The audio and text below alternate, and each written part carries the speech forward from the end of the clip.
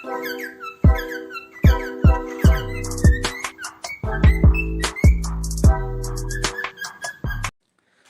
वालेकुम, मैं हूं फैज़ान अली। आपको मेरे चैनल फ़कीर बर्ड्स एवरी पर खुश आमदीद। उम्मीद करता हूं कि आप सब ठीक ठाक होंगे और आपके परिंदे भी ठीक ठाक होंगे और बड़े अच्छे से ब्रीड कर रहे होंगे। आज का हमारा वीडियो का जो टॉपिक है वो बर्ड्स की सिलेक्शन पर आपने कौन सा परिंदा लेना है, वाइल्ड लेना है, कैप्टिव लेना है या टेम लेना है। ठीक है, हमारे यहाँ 3 तरह के परिंदे पाए जाते हैं बेसिकली। एक वाइल्ड है, दूसरा कैप्टिव है और तीसरा टेम है। ठीक है, टेम भी बेसिकली कैप्टिव बर्ड ही होता है, वाइल्ड नहीं होता। लेकिन क्योंकि वो भी आप चिक्स हैंड रेस करके उन्हें टेम करते हैं सारा कुछ।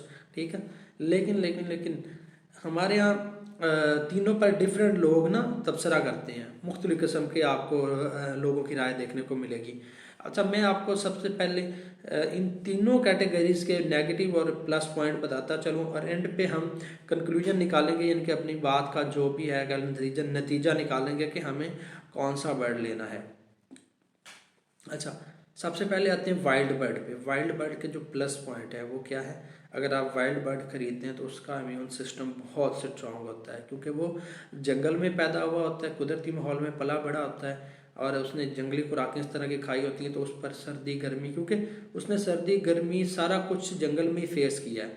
ठीक है, वहाँ अपने एक घोंसले में रहकर, उसके लिए वहाँ कोई टेम्परेचर कंट्रोल का सिस्टम नहीं था, कोई कुछ नहीं था। ठीक है, उसने वहीं पे सारा कुछ फेस किया, तो इसलिए वो उसका इम्यून सिस्टम और उसके ऊपर मौसमी असरात हैं बहुत जल्दी असरअंदाज नहीं होते, वो बहुत स्ट्रॉन्ग होता है। फिजिकली भी उसके साइज़ हर चीज़ बहुत स्ट्रॉन्ग होगी, उसकी बोन्स स्ट्रॉन्ग होंगी, साइज़ वाइज भी दूसरे परिंदों से बड़ा होगा। ठीक है, और इम्यून सिस्टम के लिहाज से तो उसकी क़ुव्वत मुदाफ़िज़ सबसे ज़्यादा अच्छी होगी।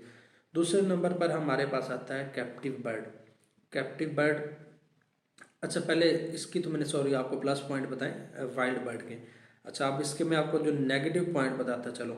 अगर आप ब्रीडिंग पर्पज़ के लिए कैप्टिव बर्ड ले रहे हैं तो आपको ये कभी भी ब्रीड में अच्छा साबित नहीं होगा। वो क्यों?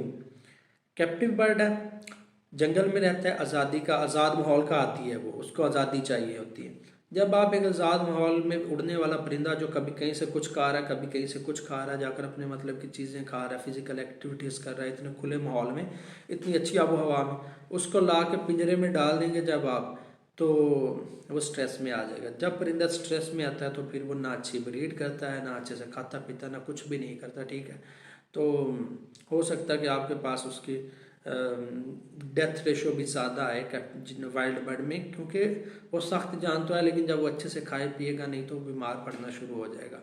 ठीक है, डेथ रेशो की तरफ हम नहीं जाते, क्योंकि इस पर फिर वो लोग कहने लग जाएंगे जी वो इतना सख्त जान परिंदा कैसे मर गया, ये वो कैसे मर सकता है। इस पर हम नहीं जाते, हम सिर्फ ब्रीड पर रहते हैं। अच्छा, होगा क्या कि वो जंगल का परिंदा जब आप उसको पिंजरे में डाल दिया और आप उसके आसपास दाना पानी करने जाएंगे तो वो आपको देखते ही फड़फड़ाएगा, कभी इधर लगेगा कभी उधर, खुद को जख्मी भी कर सकता है। ठीक है, दूसरे नंबर पर सारा दिन तो वो स्ट्रेस में रहेगा, आपको देख कर डर रहा है, कभी किसी चीज़ को देख कर डर रहा है, तो उसने ब्रीड क्या खाक करनी है। और कुछ लोगों के पास वाइल्ड बर्ड ब्रीड कर जाते हैं, लेकिन वो बहुत सिक्योर माहौल देते हैं, उन्हें बहुत ज़्यादा प्राइवेसी देनी पड़ती है। ठीक है, उनके लिए बहुत से चौंचले करने पड़ते हैं, तब जाकर वो ब्रीड करते हैं, और ब्रीड भी फिर इतनी अच्छी नहीं करते। वो ज़रा सा बॉक्स हिलेगा, बॉक्स पे आप ज़रा सा नॉक करेंगे तो बॉक्स में फड़फड़ाएंगे, आपके अंडे इधर उधर लगेंगे और आपके अंडे टूटने का भी खतरा होता है। मेरे पास एक ग्रीन रिंग नेक का पेड़ था, वो इसी तरह अपने अंडे तोड़ देता था, डरते डरते बॉक्स में अंडे इधर उधर मारता था और अंडा टूट जाता था। ठीक है, वो वाइल्ड था। मुझे भी किसी ने ये बताया था कि वाइल्ड लो बहुत अच्छी ब्रीड करेगा, फलां करेगा, ये करेगा, वो करेगा, घंटा किया कुछ। ठीक है, ये नेगेटिव इसके जो है आपको पॉइंट्स बता रहा हूँ। अगर आपने ब्रीड के लिए लेना है तो ये बिल्कुल भी आपके लिए बेनिफिशियल साबित नहीं होने वाला। दूसरे नंबर पर है हमारा कैप्टिव बर्ड, जो कि कैप्टिव बर्ड से मुराद हमारा जो कि कह लो कि ये ऐसे ऐसे ये चल रहा है हमारा सेकंड नंबर में, ये हमारा है कैप्टिव बर्ड। ठीक है, ये कह लो कि मतलब आपने इसको, ये कैप्टिव बर्ड से मुराद वो जो पिंजरे में ही पैदा हुआ है आपके पास, यानी कि वो शुरू से पैदा ही पिंजरे में हुआ है, उसको या तो उसके माँ बाप ने सेल्फ किया, खुद फीड करा के, या आपने हैंड फीड पर उठा लिया और उसको सेल्फ किया।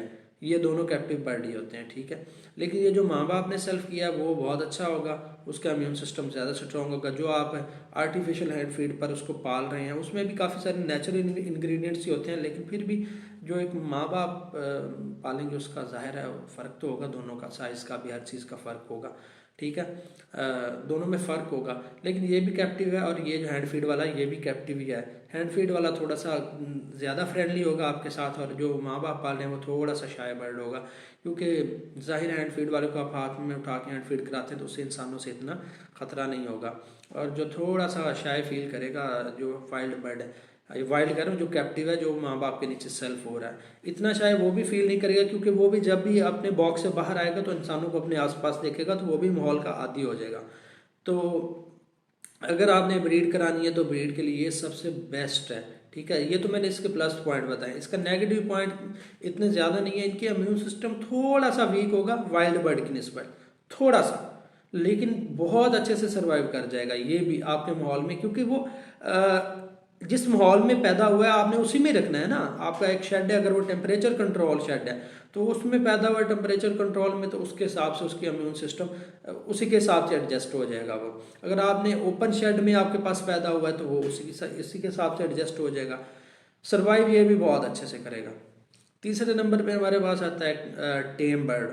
ٹیم برڈ سے اگر آپ بریڈ لینا چاہتے ہیں، ٹیم برڈ ہے، ٹیم برڈ بہت اچھا ہوتا ہے، آپ کے ساتھ بہت فرینڈلی ہوگا، کھیل لے گا سارا دن آپ کے پاس، آپ کے ہاتھ پہ بیٹھے گا. جس طرح سے بھی آپ اس کو ٹیم کرتے ہیں آپ کے ساتھ ٹاکنگ کرے گا. پیرٹس ہیں تو ٹاکنگ کریں گے، باقی ادر چیزیں ہیں تو وہ آپ کے ساتھ جس طرح سے اکثر لوگ پیجنس کو ٹرین کرتے ہیں بائک کے ساتھ ساتھ لے کے گھوم رہے ہوتے ہیں. تو ٹیم برڈ اگر آپ چاہتے ہیں کہ ٹیم برڈ سے بریڈ لیں تو بریڈ میں بالکل بھی اچھا نہیں ہے، بالکل بھی اچھی بریڈ نہیں کرے گا، کیونکہ اس کو عادت ہے انسانوں کے ساتھ کھیلنے کی. اسے ایک پارٹنر چاہیے جو کہ انسان ہو، اس کے ساتھ کھیل لے، سارا کچھ کرے. جو پرندہ اچھا ٹیم برڈ کو انسانوں کے ساتھ کھیلنے کی عادت ہے، جب آپ اس کو اٹھا کے کیج میں ڈال دیں گے، بریڈنگ کیج میں، سارا دن آپ اس کے پاس نہیں جا رہے تو وہ بیچارہ باہر نکلنے کو ترسے گا، آپ کے ساتھ کھیلنے کو ترسے گا. جب آپ دانہ پانی کرنے جائیں گے تو وہ اسی سٹریس میں رہے گا، نہ وہ اچھے سے کھائے پیے گا اور نہ ہی وہ بریڈ کی طرف جائے گا، کیونکہ اس کی شروع سے ٹریننگ ہی نہیں ہوئی بریڈنگ والی. اس کی تو شروع سے ٹریننگ ہی یہی ہے کہ اس نے انسانوں کے ساتھ کھیلنا ہے، باتیں کرنی ہے، بس یہی کچھ کرنا ہے. ٹھیک ہے، تو لہٰذا اینڈ پر نتیجہ یہی نکلا ہے کہ اگر آپ نے بریڈ کے لیے پرندہ لینا ہے تو آپ نے کیپٹیو برڈ لینا ہے جو کہ ہینڈ ٹیم نہ ہو، اور اس کے علاوہ یعنی کہ پلے ہینڈ فیڈ پہ پلا ہو یا ماں باپ کے نیچے پلا ہو. اگر ماں باپ کے نیچے جو پلا ہے وہ مل جائے تو وہ بہت بہتر ہے، لیکن جب پرندہ سیلف ہو جاتا ہے تو اس کا کوئی ثبوت نہیں ہوتا کہ وہ ماں باپ کے نیچے پلا ہے یا ہینڈ فیڈ پہ پلا ہے، اس کا کوئی ثبوت نہیں ہوتا آپ کے پاس. ہاں اگر آپ کا کوئی جاننے والا ریلائبل بندہ یقین والا ہے تو آپ اس سے چکس بک کرا سکتے ہیں کہ یار یہ بچے بک کر لو. اگر آپ کو پتہ ہے کہ اس کے ہاں جو پیرٹس کی بریڈ پیرٹس یا جو بھی برڈ ہے اس کی بریڈ آ رہی ہے تو وہ ماں باپ کے نیچے پل رہی ہے، اگر آپ کو پتہ ہے تو عموماً ہینڈ فیڈ ہوتی ہے پیرٹس میں.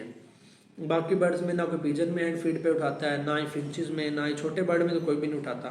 اور لو برڈ میں بھی ہینڈ فیڈ پہ بہت کم کیسز میں اٹھایا جاتا ہے، وہ بھی ان کیسز میں جب کسی نہ کسی ان کے پیرنٹس میں سے کسی نہ کسی کو کچھ ایشو آ جائے، کوئی بیمار ہو جائے، کوئی ایکسپائر ہو جائے، تب اس کے بچوں کو ہینڈ فیڈ پہ اٹھایا جاتا ہے. عموماً زیادہ تر ایگزوٹک پیرٹس جو ہوتے ہیں انہی میں برڈ کو ہینڈ فیڈ پہ اٹھاتے ہیں. ٹھیک ہے، تو اگر آپ کو کوئی جاننے والا ہے جس کا آپ کو پتہ ہے کہ اس کے یہاں پیرٹس جتنے بھی ایگزوٹک پیرٹس ہیں ان کے بچے ماں باپ سے سیلف کرائے جاتے ہیں تو آپ اس سے بک کرا لیں.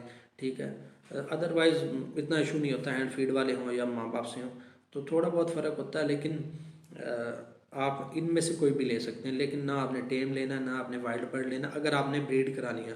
ہاں اگر آپ نے ویسے شوق کے لیے رکھنا ہے تو آپ ٹیم برڈ رکھ لیں. وائلڈ کا میں آپ کو پھر بھی مشورہ نہیں دوں گا کیونکہ بیچارہ ڈرتا رہے گا، پھٹ پڑاتا رہے گا. ٹھیک ہے، اب بات یہ ہے کہ آپ کو کیسے پتہ چلے گا کہ آپ وائلڈ برڈ لے رہے ہیں یا آپ ٹیم برڈ لے رہے ہیں. اچھا، آج کل کیا ہوتا ہے کہ عموماً وائلڈ برڈ کہہ کے بیچا جاتا ہے جی یہ جنگلی ہے، یہ جنگلی اس کا امیون سسٹم اسٹرانگ ہے، اس کے پیسے زیادہ بٹورے جاتے ہیں. ٹھیک ہے جی، یہ وائلڈ ہے، یہ فلاں. وائلڈ برڈ ہمارے ہاں صرف یہ نہیں کہ ہم سمجھتے ہیں کہ ہمارا گرین رنگ نیک کا یہ وائلڈ برڈ ہے یا ہمارے جو لوکل پرندے ہیں، اکثر باہر سے امپورٹس آتی ہیں، لائک گرے پیرٹ کی امپورٹس آتی ہیں، ان میں کافی سارے پیئر ہوتے ہیں وائلڈ ہوتے ہیں، آپ نے وہ نہیں لینے. ٹھیک ہے، آپ کو جنگلی پرندے کا اندازہ ہو جائے گا جب آپ اس کے پاس جائیں گے، چاہے وہ کسی دکان میں بھی لگا ہوا ہے، आप पास जाएंगे जब आप जंगली परिंदा फड़फड़ाएगा और वो पिंजरे की पिछली जाली में जाके लग जाएगा, चिपक जाएगा बेचारा। जो होगा कैप्टिव बर्ड होगा वो बैठा रहेगा सुकून से, उसे कोई इतना मसला नहीं होगा, ठीक है। तो यहाँ से आपको अच्छे से अंदाज़ा हो जाएगा कैप्टिव बर्ड कौन सा है। जो सुकून से बैठा है आपके पास इजी होके, वो कैप्टिव बर्ड है। जो फड़फड़ा रहा है पिछली जाली पे लग गया जाके, वो सीधा साधा वाइल्ड बर्ड है, आपने उसमें नहीं जाना। हाँ लेकिन एक पैरट हमारे जो हाँ जो कॉमन हम जो ब्रीड कराते हैं पैरट्स की, उनमें से एक स्पीशी हमारी रिंग नेक है। रिंग नेक जो है ना उसमें चाहे वो कैप्टिव हो या वाइल्ड हो, वो थोड़ा सा डरता है, वो शाय होता है, वो थोड़ा सा पीछे लग जाता है, लेकिन इतना नहीं डरता। जो वाइल्ड होगा वो बहुत डरेगा, जो दूसरा है ना हमारा कैप्टिव है वो थोड़ा डरेगा, ठीक है। लेकिन सानकनोर या दूसरे पैरट्स की तरह वो इतना रिलैक्स नहीं होगा, थोड़ा सा डरेगा। तो आपने उसका आपको अच्छे से अंदाज़ा हो जाएगा। तो उम्मीद करता हूँ कि आपको मेरी बताई हुई बातें जो हैं समझ में आई होंगी, मेरी वीडियो अच्छी लगी होगी। अगर मेरी वीडियो अच्छी लगी है तो इसको लाइक करें, कमेंट करें, शेयर करें और मेरे चैनल को सब्सक्राइब करें। अगर आपका दिल करे तो, ना भी करे तो भी कर दो। इसी के साथ इजाज़त चाहता हूँ। अल्लाह निगहबान, अल्लाह हाफिज़।